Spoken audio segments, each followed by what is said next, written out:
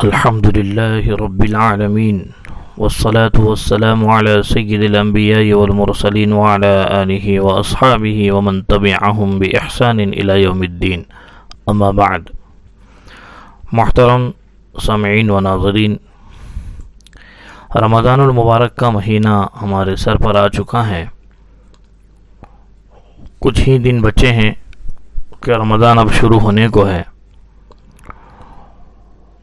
حالات بالکل ناسازگار ہیں، اس کے باوجود لوگوں میں عبادتوں کی ایک پرکشش حالت نظر آ رہی ہیں، اور لوگ پوچھ رہے ہیں کہ رمضان المبارک میں خاصتاً کون سے عبادت کی جائے. عبادتیں تو سب اہم ہیں اور سب خاص ہیں. کون سے عبادت اللہ کو مقبول ہوگی وہ نہیں کہا جا سکتا، لیکن بہرحال رمضان المبارک میں خاص عبادت روزہ ہے. سب سے افضل عبادت روزہ ہے کہ اللہ نے عاقل بالغ مسلمان پر روزہ فرض کیا ہے. جو مستطیع ہو، روزہ رکھنے کی استطاعت رکھتا ہو، اس پر روزہ فرض کیا ہے اور اس کو روزہ رکھنا ضروری ہے. روزے کا اجر اللہ دیں گے. روزہ ڈھال ہیں، گناہوں سے بچنے کا ذریعہ ہیں، اور روزے کی بڑے بڑے فضائل آ چکے ہیں روایتوں کے اندر.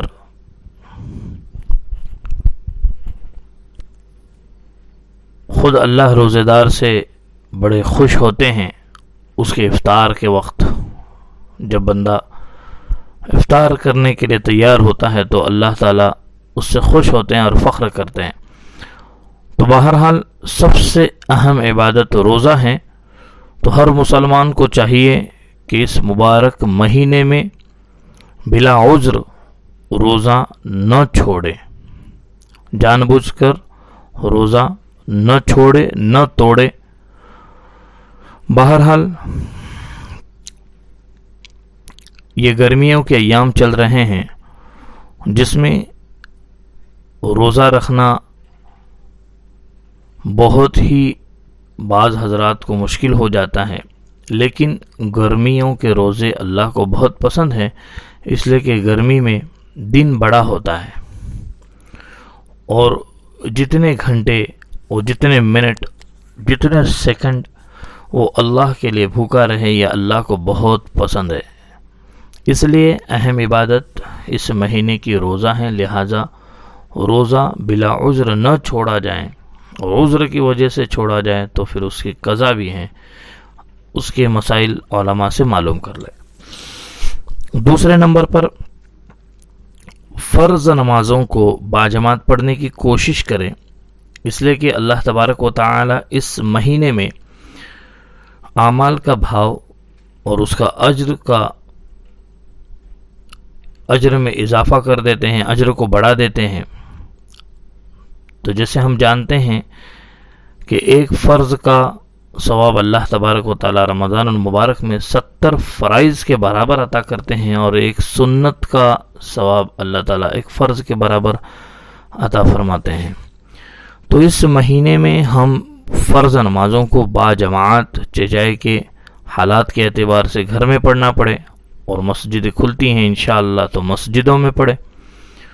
تو اس کا اجر یہ ہوگا کہ ویسے 27 درجے اجر تو ملنا ہے، اور شادی شدہ بندہ پڑھتا ہے تو اس کے لیے 21 درجے مزید اضافہ کیا جاتا ہے. اور پھر رمضان المبارک میں ایک فرض نماز کو باجماعت پڑھنے پر اللہ تعالیٰ 70 فرائض کے برابر اجر دیتے ہیں. تو اس کی کوشش کی جائے اور سنت اور نوافل کی پابندی کی جائے. کثرت تلاوت کا اہتمام کیا جائے، اس لیے کہ یہ وہ مبارک مہینہ ہے جس میں قرآن کریم نازل ہوا. خود آپ صلی اللہ علیہ وسلم اور حضرت جبرائیل اس مہینے میں دور بھی کیا کرتے تھے، اور یہ ثابت ہے حدیث سے.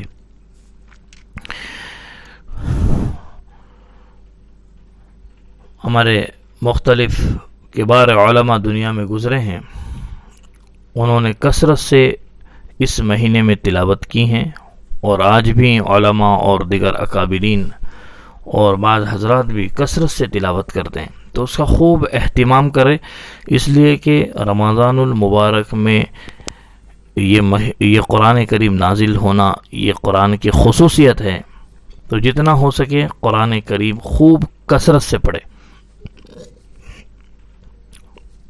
اس کے علاوہ ایک اور عبادت